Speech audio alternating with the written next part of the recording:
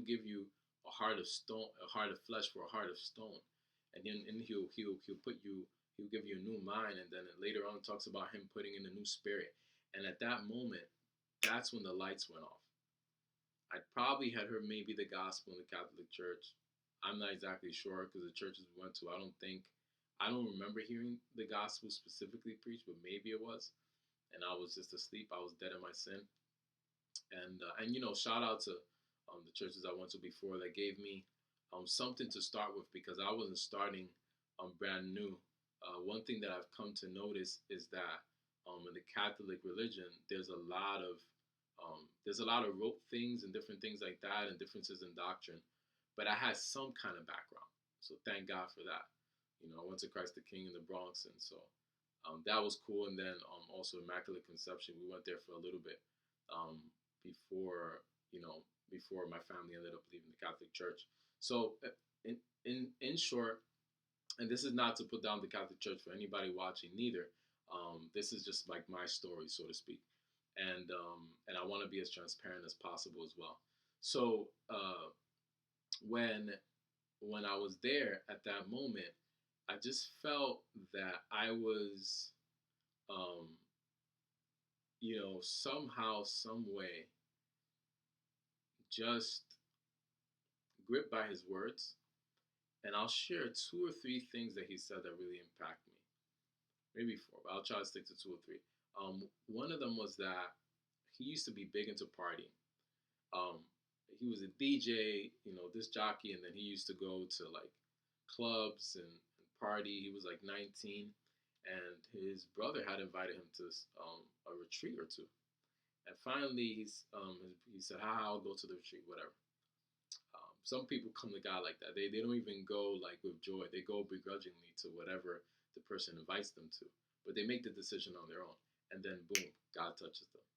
And so um, at that moment, what I saw was really um, the similarities that I had. He ended up going to a retreat. And he said right then and there he started preaching. Like God gave him the call to be a pastor, which I thought was pretty cool. I'm like, I thought you'd have to wait 15, 20 years. And some people, God calls to the ministry immediately after they get saved. Um, and so I heard that when he went to the retreat and he gave his life to Christ. Um, in other words, basically, he gave his life to Jesus, or he started becoming a Christian on that day. For those that may not be familiar with the terminology. Um, and so after that, he started talking about how like basically Jesus used him to heal, and he would lay hands on people and people would get healed of like different conditions or stuff like that. And then I'll share another one where he talks about um, essentially a woman that was going to commit suicide. And yeah, it was just uh, it was interesting, because here I am, I've battled with suicidal thoughts, and uh, he's saying that he was telling the woman not to commit suicide. And at that very moment, I don't even know if I remember that I had struggled with suicidal thoughts. So and after essentially that happened, I went back to the main sanctuary, to the big part of the church, um, and I just, you know, really not necessarily raised my hands, but I was there and they were showing a skit about darkness and light, and um, I think the song is by Lifehouse, and essentially it shows a woman or a man. I think in this case it was a woman, like she was tormented by different spirits, like dark figures that were pulling her left and right, and it was a very dramatic yet powerful display, because we do live in a world where there are angels and demons. It's not just a book by, I forgot the guy's name, Dan something. It's a real thing. I myself have discerned angels. It's biblical.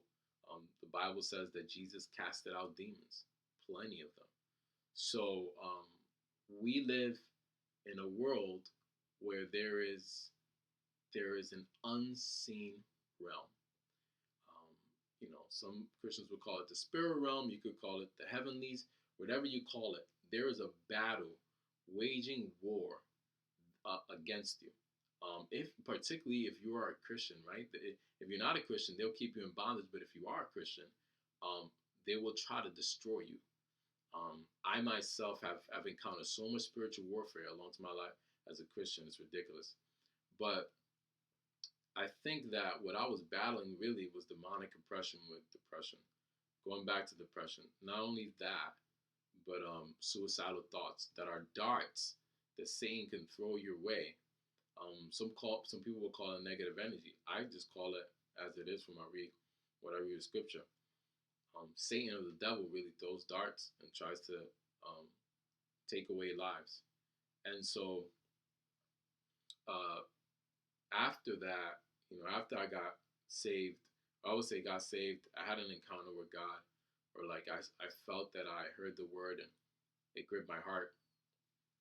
Got on, went back because it was in Brooklyn. Went back, got on the train, went back to the Bronx, and on the train something spectacular happens. I don't know what happened, but I felt surrounded by this power. There was this supernatural peace or force that's just surrounded me. I got home and I raised my hands and I said, Lord, um, you know, do with your do with me what you like. And I just in that moment I said, I give up. I used to club and drink a lot, drink a lot of alcohol, and I just put my hands up. I said, Lord, um, uh, take it away, or like I give it all to you, something to that extent. And it's interesting because I always tell this part of the story that um, two I spoke to two different people, and they were representative of the two different reactions I would have. It's actually pretty powerful because I'm like, here I am, newly saved. I just gave my life to Jesus. Didn't have anybody to talk to. There was a girl that I was romantically speaking to at the time, and then one of my female friends spoke to the girl, younger than me, and so to speak, like a few years younger, and like I just at this point I was like 23, so like she was probably a couple years younger than me, not probably she was a couple years younger than me, and she had a real positive response. She was like, "Oh, that's pretty powerful," um, and she was just like, you know, uh, not necessarily stunned, but she thought it was pretty cool, um, the experience that I had. And then the other person, basically, she kind of looked down at it. Like at first, she was just like, "Oh, that's cool," and then she like resorted to like start to gossip about something. And to this day, Lord forgive me, I still in a sense judge her for it. I guess because I was in a very vulnerable place, and it's the most important thing that ever happened to me. But I forgive her because when you're on the other side of the tracks of any situation, I'll take this. This is a very sensitive topic, so I don't take it lightly. But let's take racism. When somebody is, and not the same situation, I'm not equating them at all. I'm just saying like it could be synonymous or analogous in the respect of the opposition. When somebody's racist on one side, like let's say a KKK member, like the person is racist to their core. They have a belief that they think blacks are inferior and have no worth. Usually, this is going to be the predominant mindset. The person on the other side is black, and they're saying, "Hey, you don't know what I'm going through, the struggles that I face every day. You base your opinions and your belief systems based upon what you've seen in the media or your past experiences, but you haven't gotten to know the real me." So on the other side of the tracks, the person that's racist is like, "Well, I think you're a piece of dung, piece of nothing, and you're not really worth anything." So if I could liken it to somebody that is saved, gave their life to Christ, and somebody that's not saved, the person that is not saved is viewing that person as maybe people in the past, whether somebody has hurt them as a Christian, or maybe they don't think that they're a real Christian or a real believer. Um, those things can actually hinder people from connecting. obviously one of them saw a real positive thing. She saw the light. The other one might have just seen, okay, like you're like the same type of person that that essentially, used to party before or whatever. And interestingly enough, and ironically enough, she ended up inviting me to party, and I ended up taking her offer and everything else like that. And I took it, and I fell back into sin. I say that because um, when I went there, I knew that there was a lot of darkness. To me, um, and this is no shade, no shame, no judging to people that still club, right? Um, so, but for me, I know the conviction was very personal, and it was very powerful. Like I feel like God was telling me, it's like, well, the club is not a place that you should be, especially if you're going to be a strong witness and an example to who Jesus is to the world. And there are different levels of different spiritual maturity as well, and there's revelation too. I things that I do, I'm not trying to put people down. I'm not trying to like, hey, you need to do this. It's just more like God has given me a revelation, and I'm just trying to be obedient. And the atmosphere in the club was very dark. Um, even when I used to club, just seeing like the hookah, and then like because I used to smoke hookah back in the day too, and just seeing like the darkness of the atmosphere, like physically, and then like a lot of different things that um, just I don't know, just weren't necessarily right. And I'm sure a lot of other things happen in the club. Whether it's like you know, rape or molestation. I've seen fights happen right before my eyes, and people get really, really messed up. So there's a lot of negative things that happen in the club atmosphere, and especially if people are going with a false intention or motive.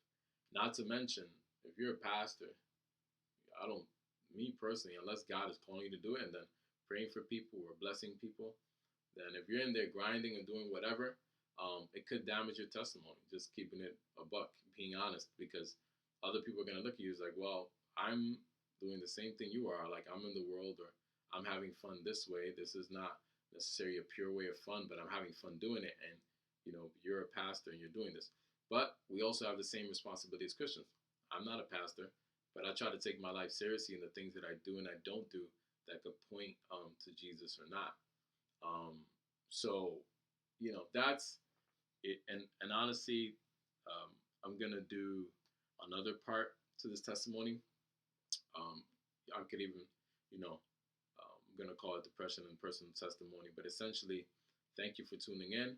I'm gonna catch you on the flip side on the second or the third part of the testimony and depression. God bless you. Jesus loves you.